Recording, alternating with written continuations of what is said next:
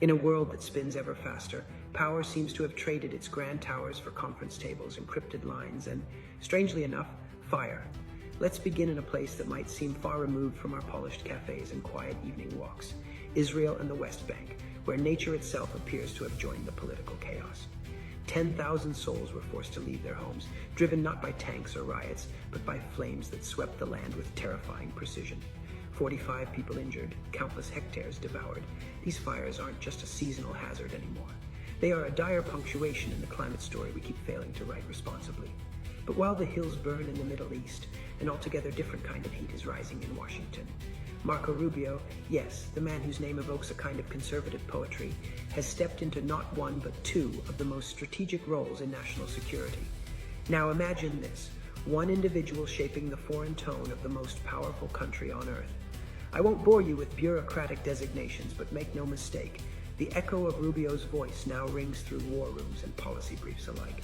His recent appointment is less about headlines and more about signaling. The United States is returning to its America First armor, polished and uncompromising. And just over the Persian Gulf, Iran is upping the ante in a game that's long stopped being theoretical. Uranium is being enriched at alarming rates, close to weapons grade, some whisper. Negotiations, stall is an understatement. It's more like a brick wall of silence fortified by suspicion and centuries of resentment. The truth is, no matter how skilled the diplomat or how poetic the treaty, the nuclear clock ticks louder when trust disappears. And in this scenario, neither side seems ready to blink. Zoom eastward and you'll find another flashpoint: Kashmir. Tensions between India and Pakistan flared again after a terror strike sent shockwaves through the region. We've seen this dance before, haven't we?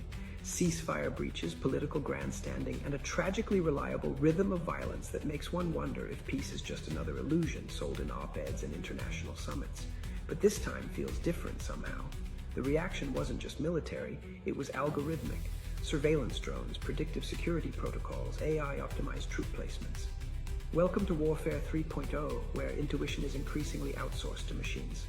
Now, if you think geopolitics is exhausting, let me offer you a brief respite, albeit a financial one. Over in the Middle East, the economic forecasts are slipping like sand through fingers. Oil prices have dipped, and even the sturdy giants of petroeconomics are beginning to wobble. The IMF's latest projections paint a picture not of collapse, but of a slow contraction. Think of it as economic arthritis. Stiff, painful, limiting, but not fatal. Not yet. Meanwhile, in the land of unicorn IPOs and caffeinated optimism, a new star is being born. Fat Pipe, a name that feels like Silicon Valley's private joke, makes its debut on NASDAQ. Their specialty? Network performance, digital infrastructure, and all that invisible scaffolding that keeps your digital life from collapsing during a Netflix binge or a midnight crypto trade. What matters here is not the tech itself, but the timing.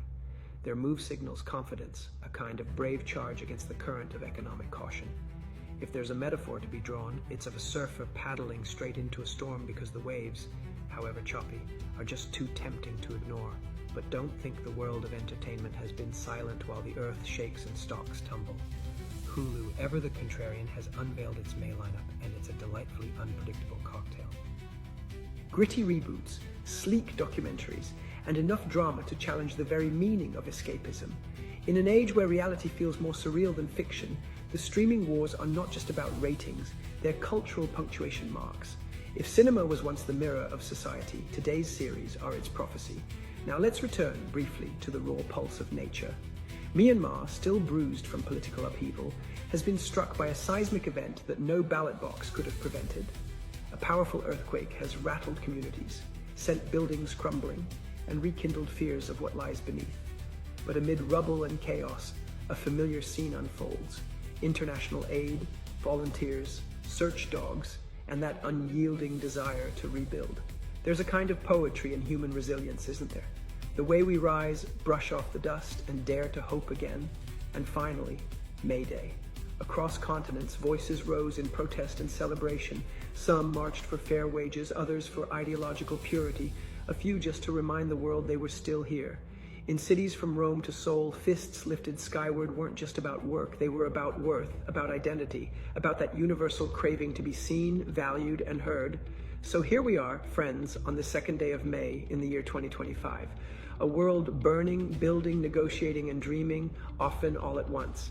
If there's a single thread tying it all together, it's not politics or economics, but something more elusive: momentum. The feeling that we are on the cusp of something, even if we don't quite know what.